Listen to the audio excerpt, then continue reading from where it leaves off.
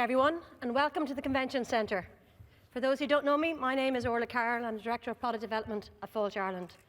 On behalf of my colleagues, I'm delighted to welcome you here today to our From Survival to Recovery industry event, where we will share with you our plans for 2022. Firstly, to give you a brief overview of the day, because there's a lot planned. In just a moment, Paul Carty, the Interim Chair of Fáilte Ireland Authority, will say a few words and officially welcome you here this morning. Our CEO, Paul Kelly, will then take you through Fáilte Ireland's plans to support businesses, addressing the key challenges and opportunities facing the tourism and hospitality sector this year.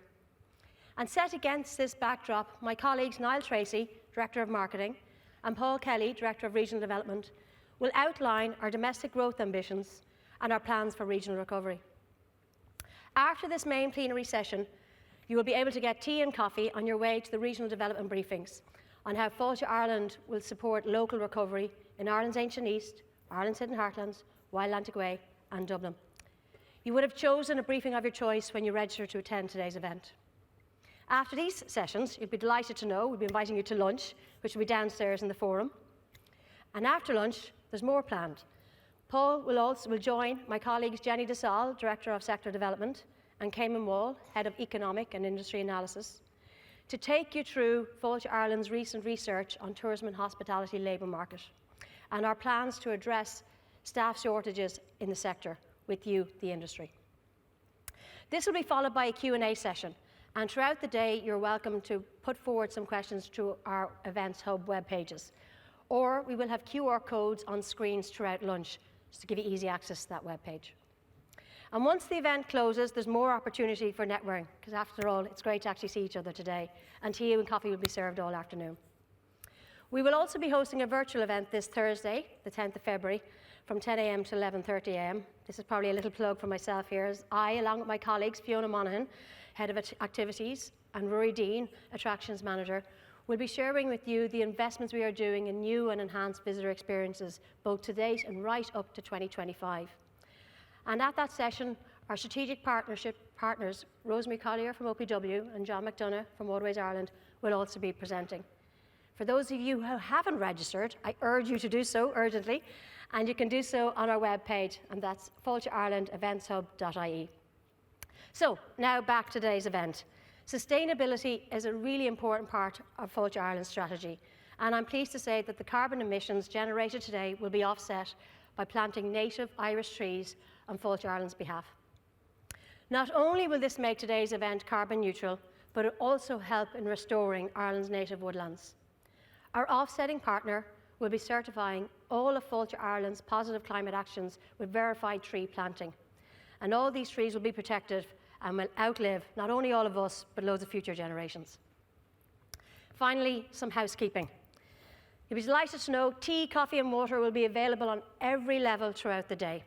There are also bathrooms on every level, but if you need any assistance during the event, please speak to a member of the event staff. Masks are not required at this event. However, please do wear one if you feel more comfortable. In the unlikely event of an emergency, event staff will be here to direct you to the nearest exit. And should the building need to be evacuated, a message will be communicated over the voice activation system and lights will be activated. All guests will be asked to adhere to the instructions provided and proceed to the assembly point, which is located on the river at North Wall Quay. Any guests with special needs or impaired mobility, vision or hearing should make themselves known to the event staff, and assistance will be given in exiting the building. It would be great now if you could take the opportunity to turn off your phones or put them on silent so that we can enjoy the event today. And please do get involved in the conversation. We want you to get involved throughout the day on Twitter. You can use the hashtag #TourismRecovery or through the event webpage where you can submit your questions for this afternoon's session. And just a reminder, that's fáilteirelandeventhub.ie/questions. Now I would like to introduce Paul Carty, Interim Chair of Fáilte Ireland Authority, to say a few words and officially welcome you here this morning. Paul needs little introduction. He has had an incredible career in the tourism sector, and I'm sure many of you here today have had the pleasure of working with him over the years, either in his role as Managing Director of one of the world's leading tourism attractions, the Guinness Storehouse, or through his work with both the Irish Tourism Industry Confederation and the Association of Visitor Experiences and Attractions. Paul has been a member of the Fáilte Ireland Authority for 5 years and became interim chair in 2020. We are incredibly grateful for Paul for strategic guidance throughout the pandemic and for supporting both the Fáilte team and the sector with great energy, empathy and passion. So now I'd like to welcome Paul Carty to the stage.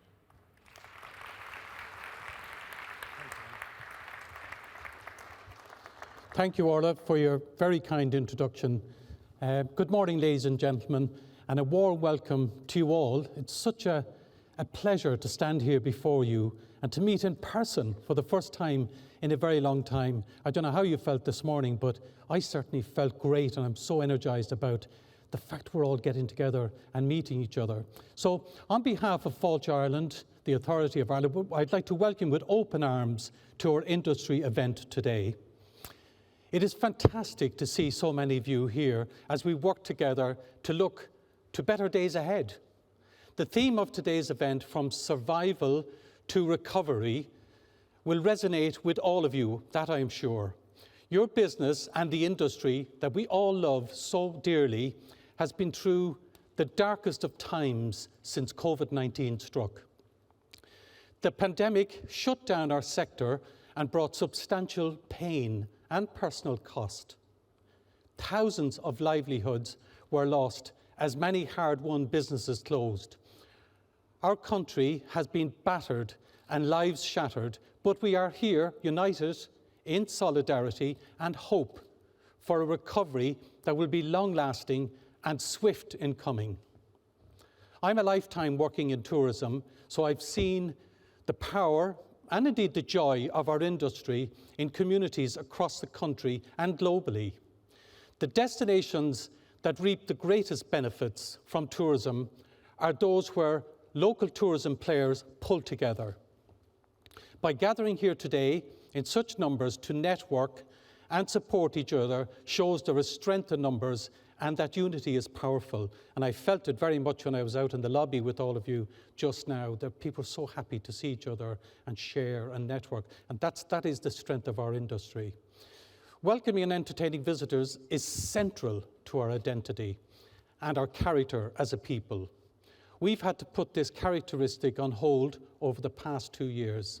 But we're back, and our instinct for a Céad Míle Fáilte is stronger now than it's ever been. We are ready for recovery.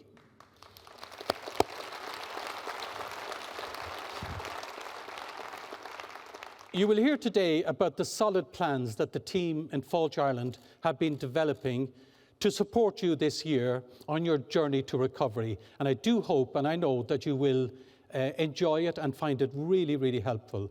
And I think you'll find comfort and value in these well-developed plans that will ensure tourism thrives in a supportive operating environment. We are fully aware that the pandemic has created a major challenge in terms of attracting and retaining staff. And this afternoon's session will focus entirely on this fundamental issue, which is affecting so many of you. And whilst I was out in the atrium just for that period, that was the whole conversation. So I know it's something that's very, very precious to you and something we have to resolve. And as interim chair, I want to recognise and thank the dedicated staff of Fáilte Ireland, led by the hardest working CEO I know, Paul Kelly, and his brilliant executive team of Deborah Nolan, Orla Carroll, Jenny DeSaules, Niall Tracey and Paul Keeley. The entire staff of Fáilte Ireland have supported and served the tourism industry with complete dedication for decades, but the last 2 years has revealed that dedication, in my opinion, to the marrow. I have seen that team working so hard. The speed, the commitment, and the determination which these plans were repositioned and implemented to support you has been exemplary. I know that you will agree, as I pay tribute to Paul and the staff of Fáilte Ireland, who have displayed great agility, empathy, and expertise throughout this pandemic, ensuring the organisation delivered vital supports and expert guidance for our sector. I'm immensely proud of their resilience and adaptability, and on behalf of the Authority of Fáilte Ireland, I want to thank them here today in front of the industry that they so well deserve. Thank you. Thank you. More broadly, Fáilte Ireland has been working closely with a wide range of agencies and departments across government to ensure our industry is represented and to support the overall government response to the pandemic. And I think that's a credit to Fáilte Ireland, and I've seen that in action. I want to also recognise our Minister, Catherine Martin, and our departmental officials who we work so closely with. Minister Martin has been a strong supporter of Fáilte Ireland and an advocate for our sector at the Cabinet table. The financial support that she secured in budgets 2021 and 2022 enabled Fáilte Ireland to deliver critical business continuity grants to thousands of tourism and hospitality businesses. This funding proved a lifeline, as you know, for so many businesses on the brink. The Minister wanted to be here in person this morning, but due to unforeseen circumstances, she cannot be here, but she has let it be known that she's fully supportive of Fáilte Ireland's plans for this year and remains totally committed to supporting you through to recovery with her government colleagues. So just to conclude with some final words before I welcome Paul Kelly to the stage, our beloved industry, it's a web of social and economic connectivity that benefits all and is a base for Indigenous enterprise and a boon for it too. When we recover, and we will recover, our nation recovers because we are a critical part of our national economy. And as my old mentor, Eamon McKeown, said from Mitig, when tourism is flourishing, every parish in the country flourishes, and I think you'll agree with that. So given the quality of the tourism offering in Ireland and the passion that you and your teams have for what you do, I am confident that tourism will rebound stronger than it was before. And as I said at the start, we have survived, and now we are ready for recovery. I'd now like to welcome the CEO, Paul Kelly, to the stage, who will detail how the team at Fáilte Ireland and their plans to support you. We'll outline that as we go on this road to recovery. So thank you very, very much. Thank you for the warm welcome. I look forward to welcoming or to meeting as many of you as I can throughout the course of the day. And I loved the smile on Stephen Meehan's face when I walked in today. He was so happy to see business back as normal. So Stephen, thank you for a great day today. So go raibh maith agat.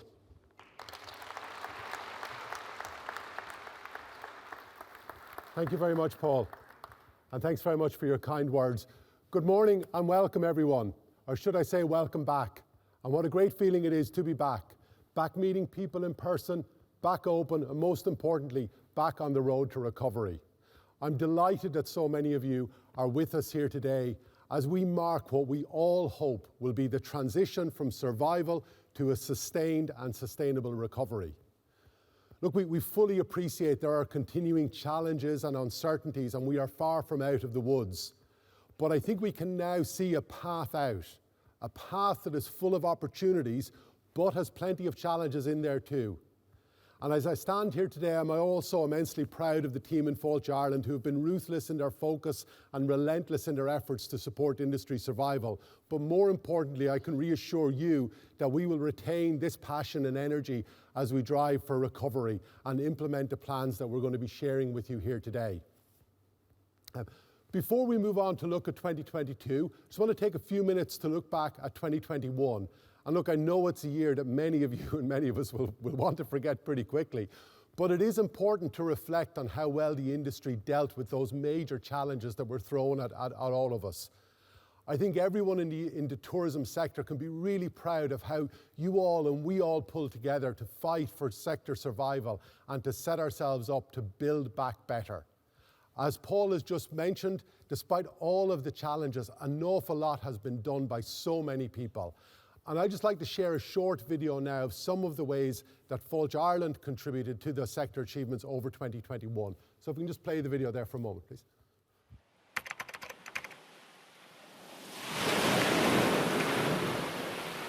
Good evening. All across Europe and much of the rest of the world, COVID-19 infections are on the rise. 2021 called for survival in the midst of continued uncertainty. In a year that was tougher than anyone expected, together with our industry partners, we shared and faced a constant challenge. Through our many alliances, we continued to work together, quickly understanding and responding to the changing needs and the serious challenges engulfing every part of our tourism economy. With the support of government, we delivered 7 different funding schemes and €75 million in tailored support. We continue to work with destination recovery task forces and local authorities across the country to help key tourism areas plan for recovery. We delivered relevant and practical business supports through our online business support hub with thousands of training days, suites of tailored supports, and multiple practical training tools. As the situation shifted, so did we to make sure our sector remained open and customers stayed safe. We worked together with the tourism sector to instill confidence in the safety of our tourism and hospitality businesses. As our economy and our sector reopened, together we embraced the nation's newfound love of Ireland's great outdoors.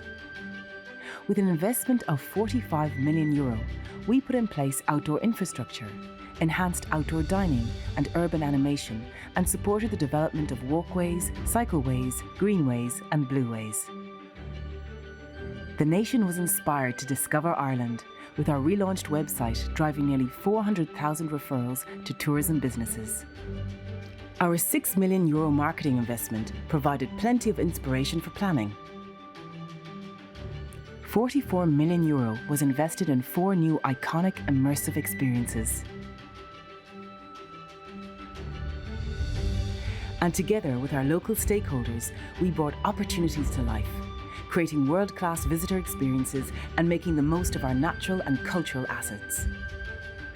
Our comprehensive new plan for Dublin encouraged more visitors to our capital and created new ways of bringing the history, heritage, and the culture of the city to life. Significant investment was made in specialised training and the digitalisation of visitor attractions and activities.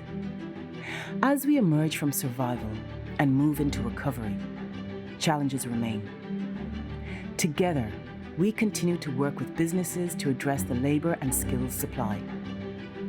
But as we support industry facing into these challenges, we've also identified opportunities. We've worked with the Business Tourism and Golf Recovery Task Forces to agree priority actions for revenues over the years ahead. In 2021, we continued to build the pipeline of business tourism opportunities for Ireland, investing in our luxury offering and showcasing golf and leisure tourism, pitching for future business at virtual and in-person events. All of this was achieved together, and it has brought us closer than ever as an industry. Together, we have made it this far. We stand proud and resilient, and a little bit hopeful. We will move further into recovery in 2022 and bounce back stronger than before. We will achieve it together.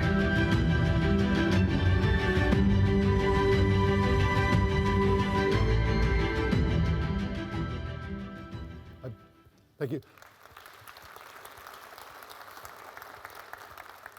I believe that we should all be very proud of what we did achieve together. And I do mean we as in all of us. For what comes home most forcibly to me across all of the COVID is that we are a big team, all of us in this together. And as with any team, different component parts input differently and different parts face different challenges. But we are all looking for the same result, a thriving tourism industry that will prosper going forward. I would just like to take this moment to thank each and every one of you for all that you have done to date. For us in Fáilte Ireland, it has been a tremendous privilege to work with so many amazingly resilient, positive, creative industry partners and so many highly committed stakeholders. There's a few groups I would just like to particularly thank. First of all, I would like to thank all of the members of the Fáilte Ireland COVID Advisory Group for their unwavering commitment as we continue to work together and respond to the ever-changing challenges facing the industry. I also want to acknowledge the critical role of the Executive Board and Council members of the Irish Tourism Industry Confederation for their work in collating the many diverse needs of all parts of our industry to enable all in wider government to better understand and support our industry. There's also then the strong support that we have received from our strategic partners, Fáilte, the OPW, Waterways Ireland, the National Parks and Wildlife Service, and our colleagues in the Department of Rural and Community Development and Department of Enterprise, Trade and Employment, and the City and County Managers Association. A particular thanks is due to every local authority across the country who, despite facing a myriad of diverse COVID challenges, never wavered in their commitment to support their local tourism sector. And of course, it would be remiss of me not to mention the Trojan work of both the Tourism Recovery Task Force, chaired last year by Ruth Andrews, and also the Recovery Oversight Group this year, chaired by Noreen Hegarty. And finally, on your behalf, I want to recognise the tremendous support we have received from Minister Martin, but also all of the officials in her department, Secretary-General Catherine Licken, Assistant Secretaries Queen O'Leanon and previously John Kelly, Bernard, Maria, Orla, and all the team in the department. This crisis has seen fantastic levels of cooperation and support from every part of the tourism industry and government. And certainly we in Fáilte Ireland never take that for granted. We are truly appreciative for all of that support. Look, now that we've acknowledged the past, let's just take a moment to think about where we are at now. How recovery ready are we? And we have to admit that, look, sadly, yes, we lost a small number of businesses whose doors will not reopen. But thanks to both your resilience and government resources, the vast, vast majority of businesses have survived. And yes, we have lost many, too many, far too many, highly valued colleagues, the vast majority of who have gone on to great new opportunities and chapters in their own lives. Hopefully we will see some of them back in our industry. But to all of them, we do say thank you, and thank you for their service, and we wish them the well in the future. But we have gained some things as well as we've battled together for industry survival. And these will now be a big help to us as we drive for recovery. I just wanted to share one bit of data from our tourism barometer that so many of you completed for us last year that demonstrates this point. 96% of you, the industry operators, can name at least one permanent change in how your business will run in the future prompted by COVID. The two biggest areas of permanent positive changes in business are outdoor facilities and online capabilities. The improvement in businesses' online capability will really help bring more visitors to destinations all around the country. And the transformation in outdoor dining facilities, public realm, urban animation, walking, cycling, water sports will all make more visitors want to come back again and again and again. These are just two of the many ways that we are better equipped to face the future. So what will that future look like? Well, look, normally this time of the year, we'd be able to predict with a fair degree of confidence what the season ahead is going to look like. But look, as we all know, such predictions have also become a casualty of COVID. What we can do, however, is share some data that we have that might give you some sense of how things might unfold. All, of course, is predicated on there being no further major COVID shocks. First of all, let's take a look at the domestic market. Domestic tourism will be really important again this year. The overseas market is not expected to fully recover until maybe 2025, 2026. Therefore, attracting domestic visitors will be more important than it was pre-COVID for some years to come. We believe there are reasons to be optimistic when it comes to our domestic business. And yes, we do recognise that there will be a demand for overseas holidays from Irish consumers now that they can travel again. But there is still a lot of accumulated savings. So inspiring and converting some of these savings into extra domestic short breaks will be key. The good news is that consumer feedback on recent domestic holidays has been very positive, with over 80% either being extremely or very satisfied with their 2021 holiday. This obviously provides an opportunity to drive repeat trips. The watch out here, as we all know, of course, is value perceptions. And value for money isn't just about the price you pay, it's also what you get for that price. And look, we know there are really significant input cost inflation pressures on every household and every business in the country. But every business will need to pay attention to both their pricing levels and also, importantly, how they can provide that extra bit of added value or service that keeps the overall value equation positive enough to both attract customers and attract them back again and again. Different group of customers will come back at different times. Look, we know, and I think we can see there are some customers out there that are just bursting to get going again as soon as they possibly can. But there are others that are still a bit nervous, and they're going to wait a few weeks or a few months before booking that domestic break. Some will look to book further in advance, and then some, of course, will be last minute. So it's going to be really important that you have your own campaigns and your own digital presence up to date and ready to grab that booking when it's out there. Looking then internationally, the international tourism path ahead is undoubtedly a little bit more uncertain, as it doesn't just depend on the COVID situation here, but also what happens with regards to public health and travel and re-entry requirements in our key markets. Obviously, the first thing we need for international tourism is international access, and air access in particular.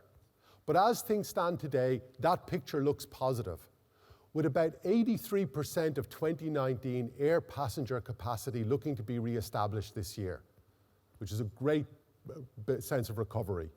European markets will be particularly important to drive that initial recovery in overseas revenue, because those short-haul travel is expected to return faster. So, while the path to recovery will take a few years, but barring the unknown unknowns, as they say, there is good opportunity for business for this year. But as I said earlier, our path has both challenges and opportunities on it. And today I'd like to talk to you about three key challenges: survival, staffing, and driving demand, and the three key opportunities of destination development, digital enhancement, and sustainability. We're going to outline how Fáilte Ireland will support you in both meeting the challenges and also leveraging the opportunities. Looking to the first of these challenges, survival. Look, as we said, we know it's going to take some time to rebuild to pre-COVID revenue levels. And we also know that there is really significant cost pressures out there. And God knows, we all know that all of this is in the context of many businesses' balance sheets being in a very precarious position.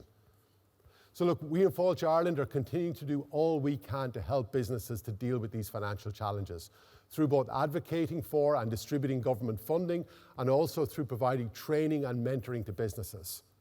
Through our business continuity schemes, we have delivered 75 million funding support to strategically important core tourism businesses across 2020 and 2021. And a further allocation of 50 million was made in budget 2022 for further phases of this business continuity programme. And this will help sustain those strategic tourism businesses again this year. Obviously, the 50 million we have for 2022 is less than the 75 million we had in total across 2020 and 2021 schemes. So it's just not going to be possible for everyone to get the same amount of money as they received previously. The phasings of the schemes has been set up to make sure that the support is provided quickest to the businesses that need it most urgently, while at the same time we've been taking into account other government funding that's already been received. With all of this in mind, strategic tourism transport business and Irish-based inbound agents are being supported in the first two phases of this scheme, which is already in train, and then attractions, activity and accommodation businesses will be supported in the second two phases of this scheme, which open in early March. This year, we'll also continue to deliver relevant and practical advice and tools to tourism businesses. Our online support hubs will feature 80 existing tools, but also 30 new tools, including webinars and templates, all created to help businesses improve their performance in key areas like finance, sales, marketing, digital, channel management, and of course, sustainability. We will be delivering 60 dynamic training programs with over 10,000 training days to businesses. And through our business mentoring programs, we'll also be offering best-in-class, individually tailored expert advice to over 500 businesses. If the first of the challenges is keeping the doors open, we all know that the next challenge is having the staff to look after the people when they come through the door. Of course, this was an emerging issue before COVID, but the challenge has significantly increased. You all have told us that 90% of tourism businesses are having significantly difficulty recruiting staff, with over 2/3 of you last year had to forego much needed revenue by limiting your capacity or offering due to staff shortages. Fáilte Ireland has developed a wide-ranging programme to help support industry's immediate recruitment efforts and also to drive positive change across the industry to ensure businesses can become more appealing and attractive as employers. We will also provide comprehensive support to businesses in building and rebuilding employee capability to both meet business needs and help drive staff retention. Last November, we completed the most comprehensive piece of employment research that was ever conducted in the tourism sector. And we are convinced that the plans we've now developed will be really helpful to businesses. But the research clearly shows that if we are to truly drive the changes in perceptions of working in our industry that are desperately needed to ensure we have a future pipeline of talent, it will require action and change by every business. And that doesn't mean other businesses, it means all businesses, including your own. Jenny DeSaules will be going into all of this in detail this afternoon, and a significant range of supports we will be putting in place to help you in making these changes. The final challenge I want to talk about today is about getting enough customers through the door or driving demand. We know that every county in the country and every country in the world is going to be desperately trying to attract back both domestic and international visitors. It's going to be a more competitive market globally than we've ever experienced before. So in relation to that driving demand, I want to first look at domestic tourism, which I've already said is going to be really critical to the recovery of our industry. The increased investment that the Minister secured for us in last year's budget of $5.5 million in supporting domestic marketing will build on the success of our Keep Discovering campaign with a view to maximising home holidays across all regions and all counties. Our recently announced 3-year sponsorship of RTE Weather will complement our always-on advertising campaigns and will ensure that our messaging will be seen daily in hundreds of thousands of living rooms all across the country. And this will inspire people to keep discovering Ireland's vast range of incredible destinations and experiences. Niall Tracey will bring you through these plans in more detail. In addition to our marketing programme, we're also going to be providing a range of distribution and sales promotion platforms to help both destinations and individual businesses to drive their domestic consumer sales. Moving then from domestic to overseas holidaymakers, our colleagues in Tourism Ireland will of course have a comprehensive range of overseas consumer marketing activity to drive visitors to the island of Ireland, and we're going to be working with them to help Irish industry to connect with overseas buyers and access strong B2B sales opportunities both at home and overseas. The two big in-Ireland events for 2022 are Mehel and the Dirt Tours Travel Academy. Both of these are in one of our key destinations for international visitors, which is Killarney. And of course, around both these events throughout the year, we're also going to be showcasing all of Ireland via an extensive programme of familiarisation trips for both international buyers and international media, as selected by both Tourism Ireland and some key inbound agents. Of course, our tourism economy is not just about holidaymakers. Business tourism is a highly valuable sector, and in conjunction with an industry working group, we've been developing a new strategy for recovery in business tourism, and this is going to be launched in Q2. We have also got a strong business development package for the sector, which includes both practical and the strongest ever financial supports to drive as fast a recovery as we can. And of course, we will be hosting Game 1 of the new 5-year American College Football Series in conjunction with Irish American Events Limited. And that's going to see Northwestern and Nebraska universities visit Dublin here in August of this year, and they'll have an anticipated about 18,000 fans travelling with them. So look, I've spoken about the 3 big issues of survival, staffing and driving demand, but that we face as we bounce back. But I once heard resilience as being best defined as not the ability to bounce back, but the ability to bounce forward. And I think Irish tourism is really well placed to do just that. And I'd now like to focus on what we see as the 3 big opportunities that we believe will allow us to achieve that bounce forward. And these are destination development, enhancing digital capabilities, and sustainability. Firstly, destination development.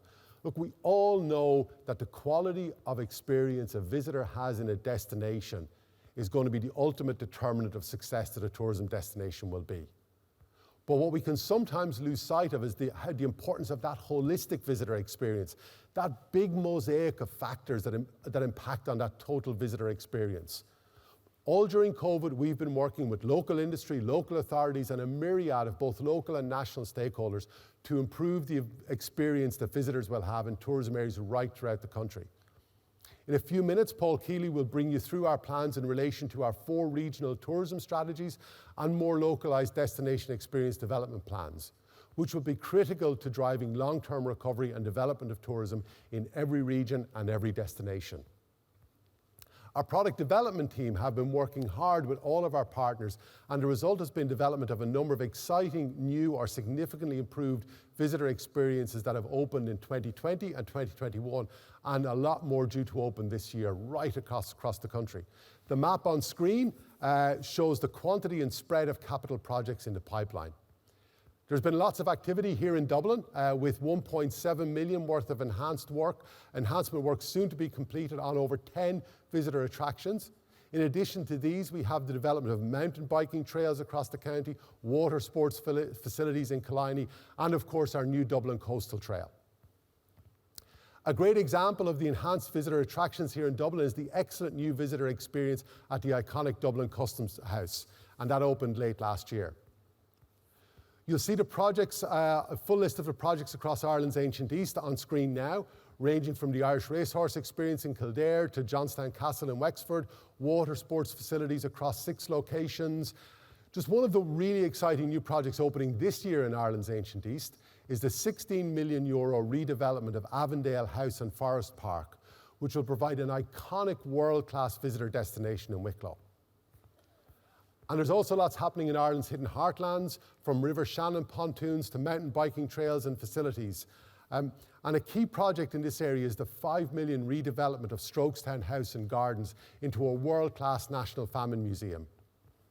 And of course, there's always lots of activity along the Wild Atlantic Way, including Valentia Lighthouse in Kerry, the Caja Fields in Mayo, Strandhill Surf Centre in Sligo, and of course the spectacular new viewing point at the cliff-top site of the Blasket Centre on the Dingle Peninsula. Moving on then from destination development to our second key opportunity, which is enhancing our digital capabilities. As we all know, the COVID crisis has massively accelerated the growth in all things online. And this makes digital presence more important than ever. We also know from our research that the digital presence and e-commerce capabilities of Ireland's visitor attractions and activity sector generally needs improvement. And this is vital not just to those sectors, but to the entire industry, because the online research our prospective visitors do about what there is to see and do is absolutely essential in their decision making about whether they will choose one destination over another. So our Digital That Delivers is a comprehensive 3-year modular program that aims to ensure that businesses are visible, searchable, and most importantly, bookable online. And this is done by providing expert advice, grants, and training, all aimed at businesses that are primary demand drivers for destinations. The program is going to be available to over 400 attractions and activity businesses this year, but also in addition, in Q4, we're also going to conduct a digital audit of all hotels to help inform the future digital support programs for them. We'll also be providing significant digital capability training supports across the entire sector. Our final and in the long term most important opportunity is sustainability. We all know we're facing a climate change emergency, and like all sectors of the economy, tourism must play its part in helping Ireland to hit its climate change targets. And doing this will require significant changes to all aspects of the tourism economy. And look, you could say that sounds a bit more like a challenge than an opportunity, and it is a challenge. But if we provide a truly sustainable tourism offering, this will lead to revenue opportunities from the growth in ecotourism, cost reduction opportunities in areas like food and energy, financing opportunities through Green Strings investment funding, and of course branding opportunities through leveraging our green and nature-based destination. And all of these factors means that it is as much an opportunity as it is a challenge, and we simply must put environmental sustainability at the heart of development of tourism in Ireland. Last year, there was a new Sustainable Tourism Working Group was established by our department with Fáilte Ireland and Tourism Ireland and ITIC, all to deliver a new shared ambition, which we all agreed on was to firmly place Ireland amongst the world leaders in sustainable tourism practices. This group also identified priority actions to start moving us towards that ambition. And in 2022, we're going to be focusing on the following 5 key areas. Firstly, developing and adopting a carbon reporting framework to benchmark the performance of Irish tourism, including carbon calculators and reporting tools to enable businesses to record their carbon reduction initiatives. Secondly, sharing the latest consumer insights and sentiment on sustainability. And then thirdly, identifying and promoting accredited sustainable businesses. We're also going to conduct a study on what is required for sustainable transport within Ireland. And we're going to support businesses with toolkits and trainings on specific steps that each of you can take to reduce your own carbon footprint. So look, I hope that gives you a bit of a flavour of how Fáilte Ireland will support your business this year in addressing the three key challenges of survival, staffing and driving demand, and leveraging the three key opportunities of destination development, digital enhancement and sustainability. So thank you very much for your attention. I'm now going to hand you over to Niall Tracey, who will talk about how we plan to drive domestic demand in 2022. Thank you. Niall.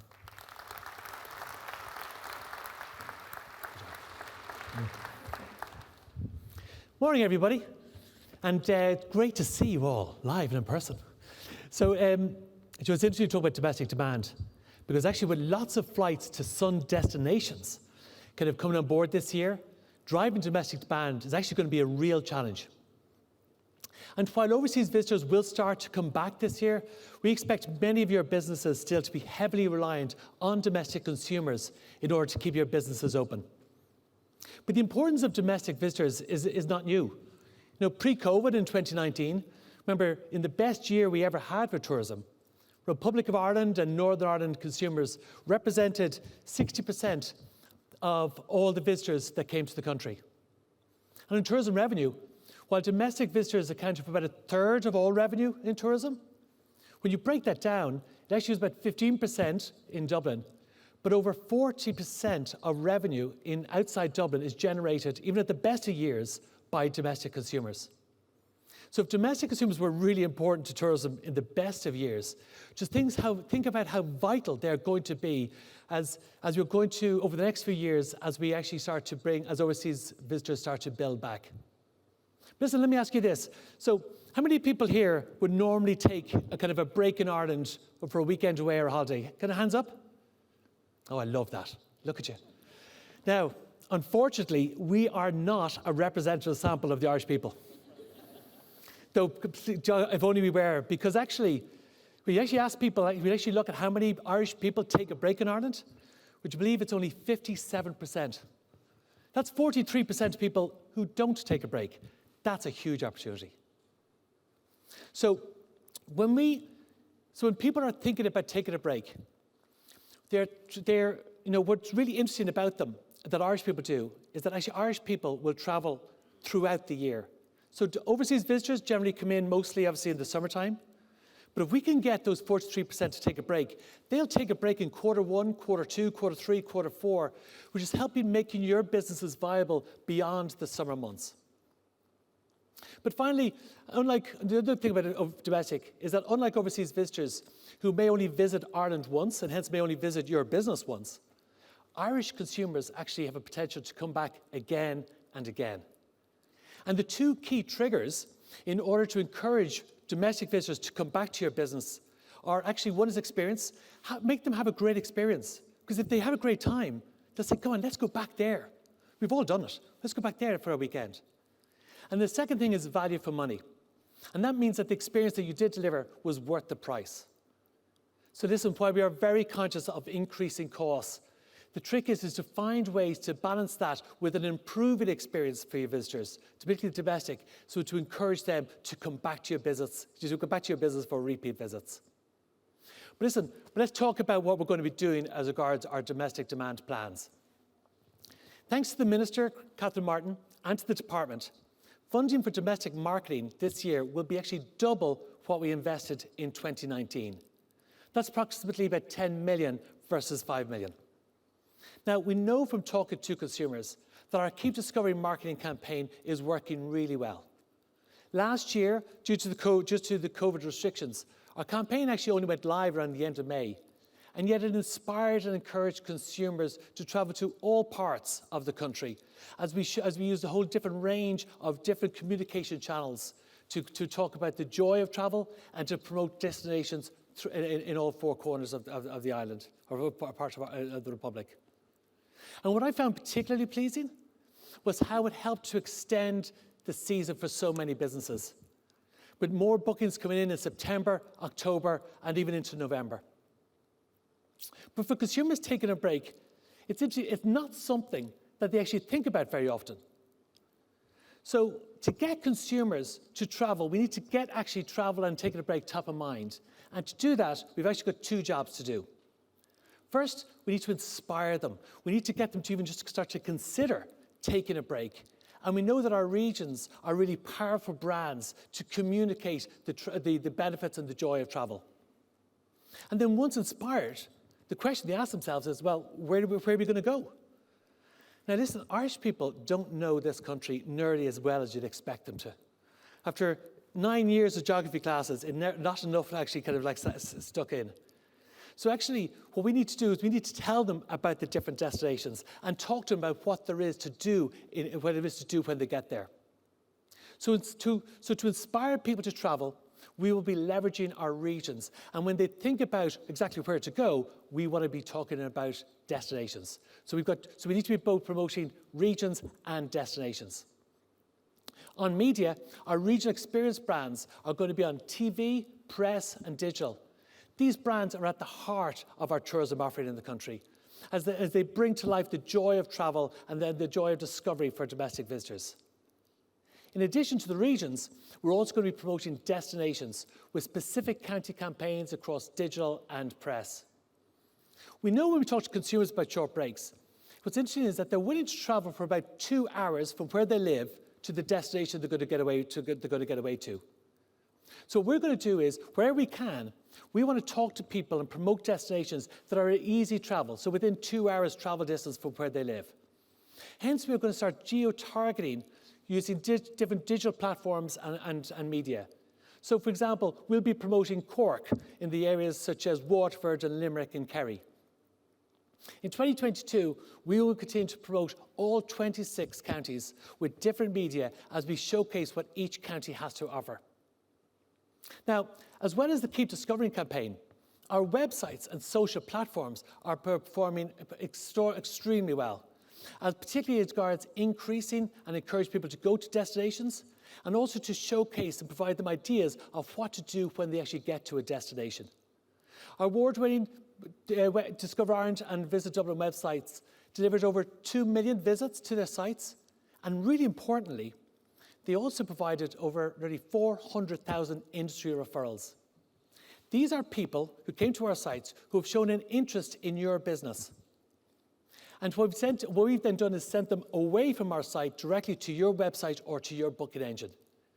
This is a really important channel that drives direct sales into your business. But beyond TV and other media, we have new news for 2022, because we have now taken over the RTE sponsorship of their weather. So from the start of this year, Fáilte Ireland has taken over from Avonmore, who have the previous sponsors, and we're using it to leverage our Keep Discovering campaign.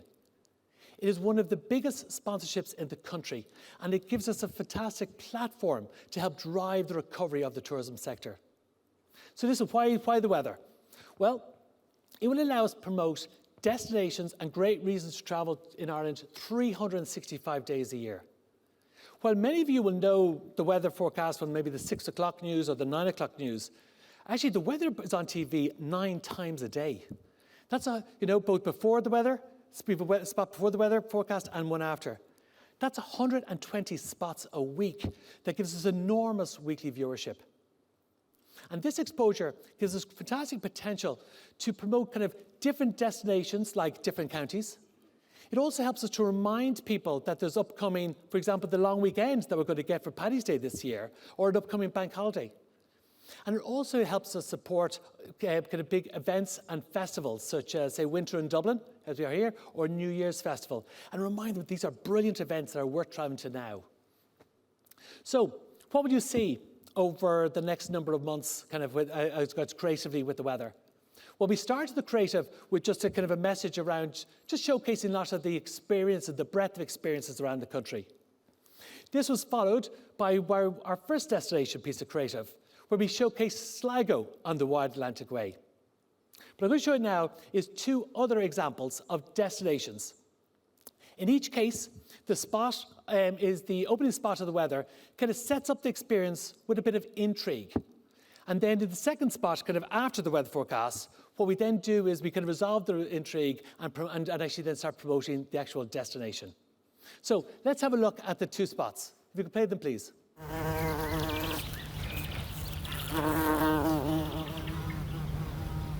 Breathe in tranquility.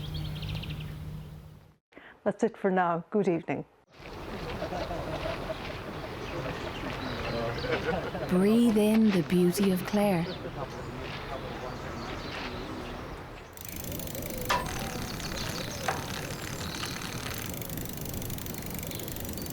Take things at your own pace. That's it for now. Good evening.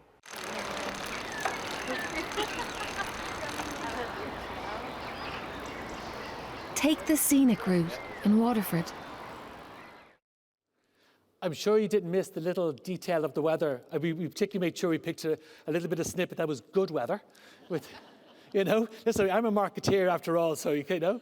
But listen, as well as destinations, we also want to be showcasing kind of festival events and actually bank holidays, long weekends, because actually these are actually great times of the year that actually we can get people to travel. So obviously there's actually a number of bank holidays coming up now over the next couple of months. So we're just working on those edits right now. But just to give you a sense of what a bank holiday edit might look like, we just have a bit of an example here. The bank holiday is just around the corner. Get away and make family time part of your weekend forecast. Keep discovering. Listen, I'm really excited by this sponsorship. I think it'll be seen by kind of millions, it'll be seen in millions of living rooms kind of around the country. And I think will really inspire people to keep discovering this great country. Listen, as with all these campaigns, there are different kind of campaign toolkits. We've got additional supports, we've got sales and marketing modules. So please do check out the Fáilte Ireland Business Hub for an awful lot of really useful practical help, advice, suggestions, and actually also tools that you can just literally copy and paste to help you and support your marketing to do even better. So in addition, in the regional sessions that are following on later on this morning, you'll be also to be talked a bit more about how you can get involved in these campaigns. So listen, as I call in Paul Keeley, our Director of Regional Development, to talk about industry and trade activity planned for 2022, I suppose listen, be assured that despite the challenges, we'll be going after the domestic opportunity. We're going to be showcasing the quality and the breadth of experiences available throughout the country. And really importantly, we're going to keep this message on all year round in order to encourage people to travel and see and visit your business throughout the year. Folks, have a fantastic day, and thanks so much for coming along.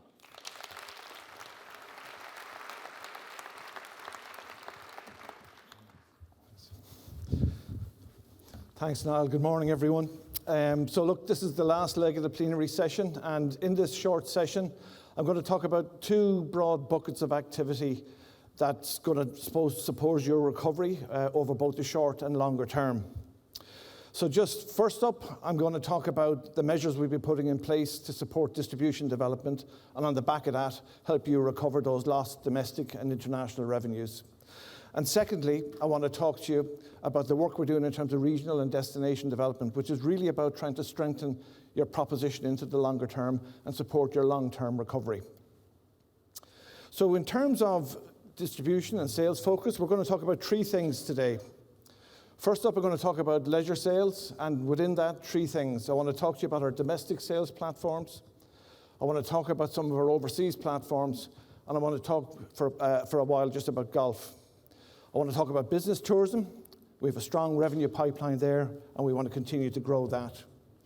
And last but not least, I want to talk to you about digital, and Paul alluded to that, but specifically digital within the context of its potential to drive direct and indirect sales for your business. So let's start with the domestic sales promotion. We partnered last year with 15 third-party sites. And despite the start-stop nature of the season, we actually ended up delivering just shy of 209,000 bed nights and 21 million, or just shy of 21 million in revenue. So given the nature of the season, that's a pretty good return as far as we're concerned. And on that basis, we're going to continue that work into 2022. And because we're going to have a range of partners in terms of 2022, I suppose a couple of key messages for you in terms of engaging with us on this activity. First and foremost, the range of partners will allow us to support every key sector. And because there's a range of partners, it's your stock, you get to choose the channel and the partner that you think works best for your business.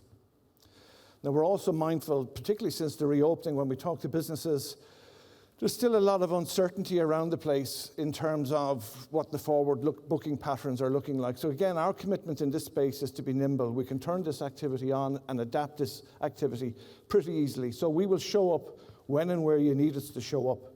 And we'll flex the activity depending on the time of the year or the state of the market to flexing weekends or flexing midweek.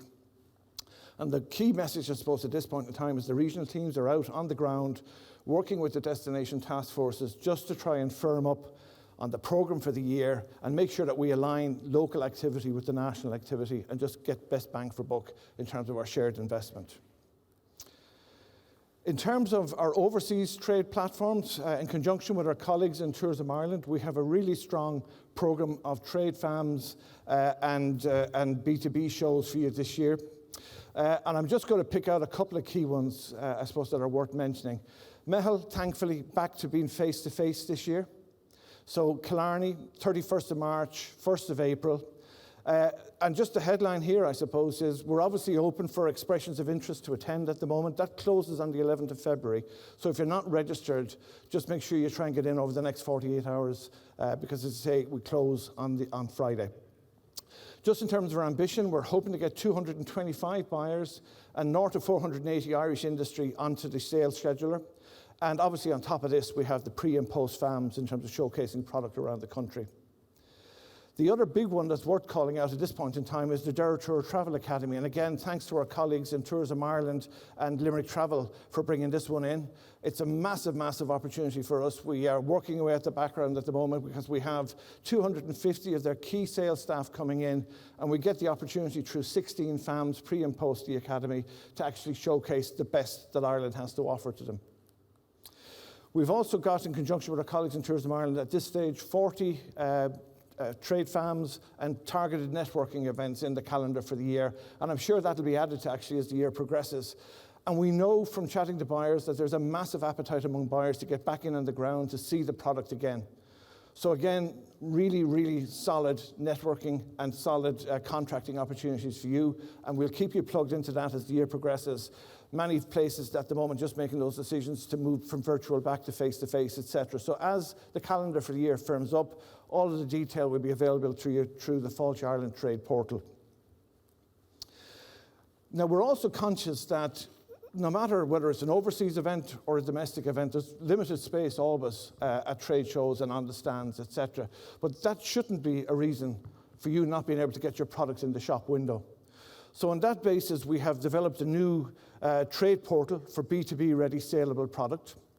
And that will be accessible to the 96 Irish-based inbound agents that we work in week out with them in terms of trying to shape the programming of the destinations and try to, I suppose, get that dispersal around the country that we're looking for.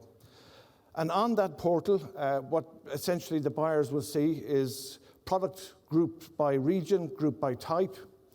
There's an interactive map which allows them to use it for their itinerary planning. It has details captured in terms of group and FIT. There's downloadable assets to help their brochureware, and obviously the key contact details from the supplier side, etc., to allow them pick up the phone and transact. So we have 600 experiences loaded onto the portal at this point in time. It'll sit on the Fáilte Ireland Trade Portal. Our intent is to continue to add to that 600 as we work away in the destinations, developing new product with you. And the critical thing, I suppose, from a buyer's perspective is we don't just load the product up there. The industry working with us also go through a training program in terms of their selling and contracting skills. So from a buyer's perspective, you don't just get great new product, but you get great new business partners who are ready to contract with you. So from our perspective, we think this should be a significant step forward. It gives you greater visibility to the buyer. From a buyer's perspective, it's product education, it creates new sales opportunities, and it allows our Irish-based inbound agents to grow the 800 million plus in international revenues that they're bringing into the country. So just a quick word on golf. Look, we have a truly world-class golf product, and it ticks so many boxes for us. Super from a yield perspective, really strong in terms of regional spread, and really, really good in terms of its season extension. So we've been working away, again, with an industry grouping on developing a new recovery strategy for golf. And that's going to include a broad range of measures from targeted product interventions. So I've just name-checked here, getting caddy programs in place because they are a distinct missing in particular parts of the country, but also looking at increasing capacity in terms of the number of courses that are participating in tourism, dealing off key capability issues around digital, and then obviously in conjunction with our colleagues in Tourism Ireland, working through onto the business development, sales and marketing end of things, and making sure that we plot a course forward.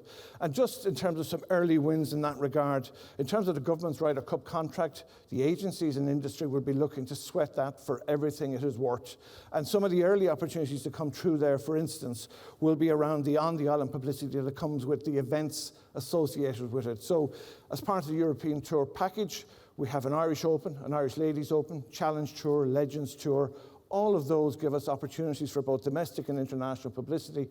And for the industry, it's a B2C sales opportunity, which we'll be taking.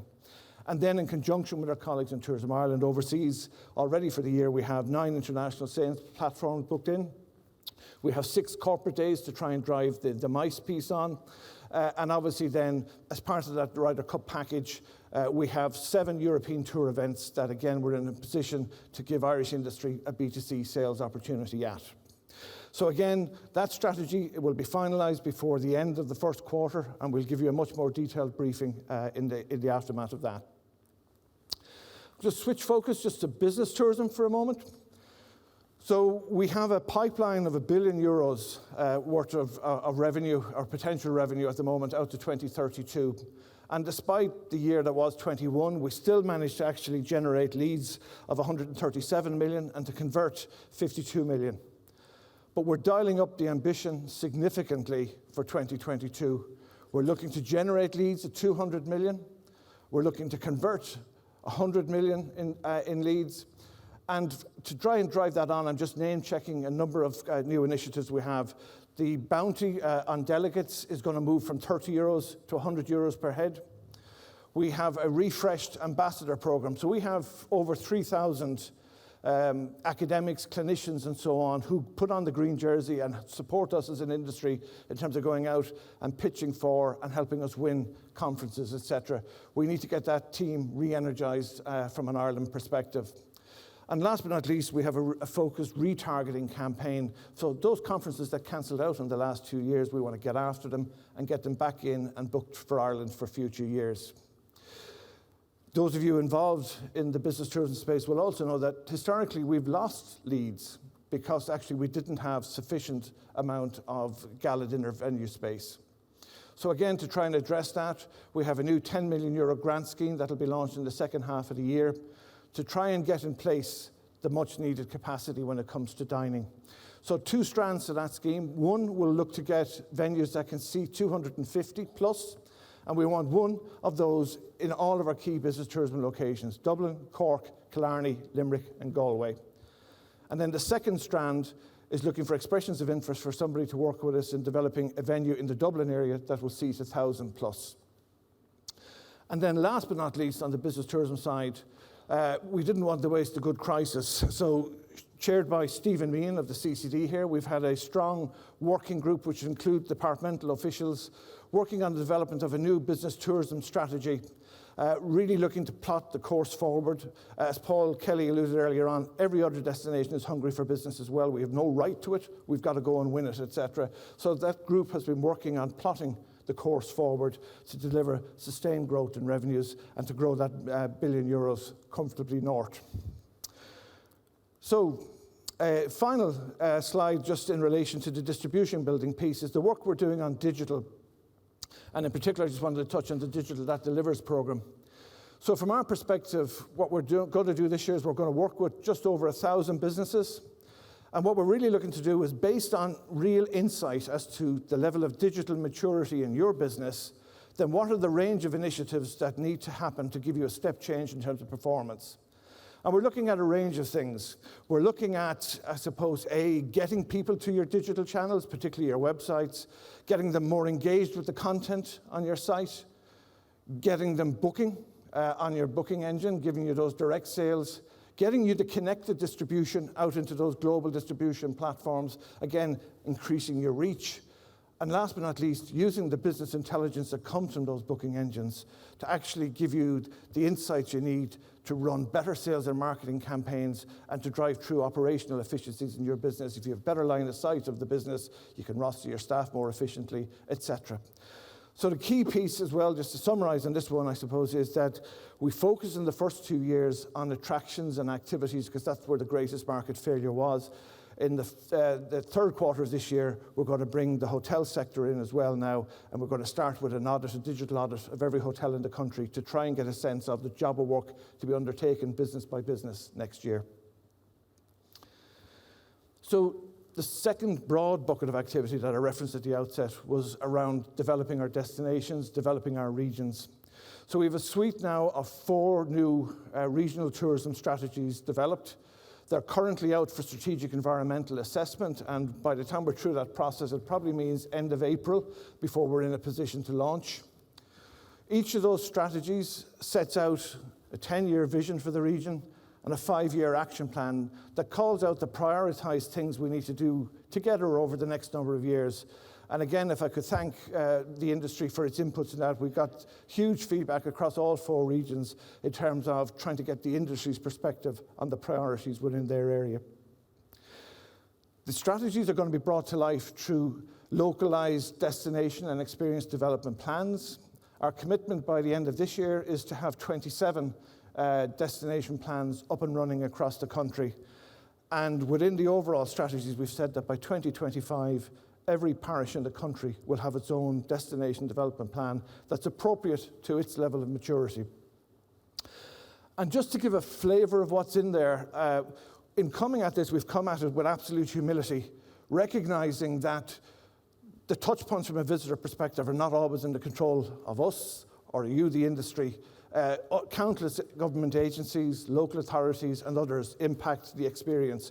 So everything from product development in terms of daytime, nighttime economy, transport solutions, public realm issues, all the way through to sales, marketing, branding issues, etc., contained within it. And the regional sessions, which you're going to go to shortly afterwards, will walk you through the detail of this and give you a much deeper flavour of what that starts to look like region by region. So look, just to finish up, a couple of key takeaways from my perspective. There's going to be a sustained focus on growing leisure distribution and sales this year.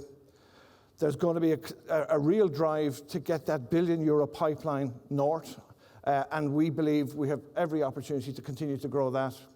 There's going to be a continued investment in the industry's digital footprint and capability with a view to driving direct and indirect sales. And last but not least, in terms of those regional strategies and destination experience development plans, putting in place the blueprints that will actually create a basis for sustained growth into the future. So look, that's, I suppose, the end of the plenary session from our perspective. We're going to give you a chance now to grab a coffee and, I suppose, mingle a little bit before going to the regional breakouts. Regional breakouts will start at 12:05, okay? So if you're in the Dublin regional breakout, you're back into the main auditorium here. If you're going to the Ireland's Hidden Heartlands one, then you're down a floor, second floor, and into the Wicklow Hall. If you're going to Ireland's Ancient East or Wild Atlantic Way, then you're back down on level 1 in Liffey A and Liffey B. And as Orla said right at the outset, there's refreshments on every floor, etc. So if I could ask you maybe just to make your way to the relevant floor, grab a coffee, have a chat among each other, and we'll see you in the regional briefings in, as I say, just a few minutes. Thank you.